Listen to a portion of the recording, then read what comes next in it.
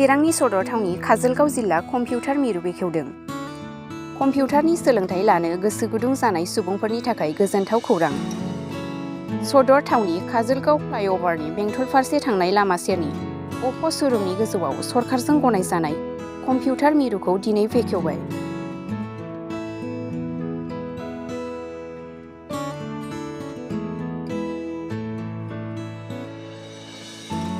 बेखेवना होयो काजोलगाव म्युनिसिपालिटि बर्डनि मासिगिरि उपेन मुसाहारि, बारग' जिल्ला बेंगिरि केरल नार्जारि, बे मिरुनिनो जोथोन लागिरि जाकब M.O. मोननि नुजाथिनायाव।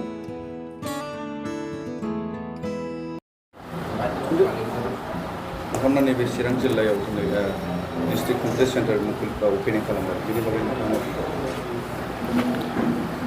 जोबोद मोनसे गोनां बुब्लि जोंनि चिरां जिल्लायाव बेबादि सरकारि स्वीकृति प्राप्त कम्पिउटार सेन्टार बिदि गैयामोन। जेकब साहाबनि नाजानायाव बा बिथांनि जुजिनायाव दिनै बे बिल्डिंआव काजोलगाव बाजारनि बे बिल्डिंआव मोनसे जिल्ला पर्यायनि मोनसे चिरां जिल्ला पर्यायनि मोनसे कम्पिउटार सेन्टार मोनसे बेखेवदों। बेवहाय आङो गोजोननाय मोन्दों आरो बेयाव नुजानाय गासिबो आलासि आरो एक्स DC बिथांमोननि प्रेजेन्सआव बे अनुस्थानखौ खुंफुंनो मोननानै बा नायनो मोननानै आङो खुब गोजोननाय मोन्दों।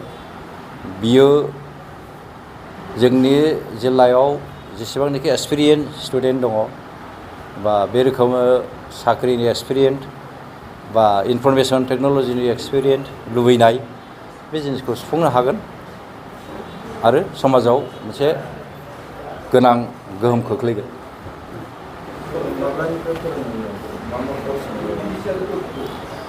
दिनैनिफ्राय जेनेबा बेखौ बेखेवबाय, निस्सय बेनि फेकाल्टि बा बेनि जाय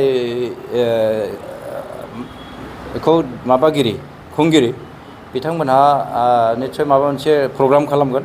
दिनैनिफ्राय खुलिबाय, हयथ' कয়েক दिनाव बेखौ एडमिसननि मोनसे प्रसेस थागोन आरो दा थाबैनो हयथ' कয়েक दिननि गेजेरावनो बेनि थाखो बा क्लासखौ स्टार्ट खालामगोन होननानै जों मिजिंथिदों आरो निस्सय बिदिनो जाफुंगोन। हमारी district computer centre is a government recognise centre. हमारे यहाँ क्लासेस सब on government recognise courses. 1 number courses हमारे 3 months course government recognise, 6 months course, तार पिছত 1 year प्रोग्राम।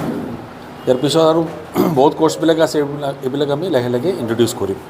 इति आमी 3टा कोर्स आछे। আপনার এই ইনস্টিটিউটত যদি এডমিশন ল'ব লাগে আপোনালোকে কেনেকুৱা গম পাব? আমি অলরেডি ইতিমধ্যে আমি অলরেডি এডমিশন স্টার্ট করেছে, এডভার্টাইজমেন্ট দিয়ে দিয়েছে।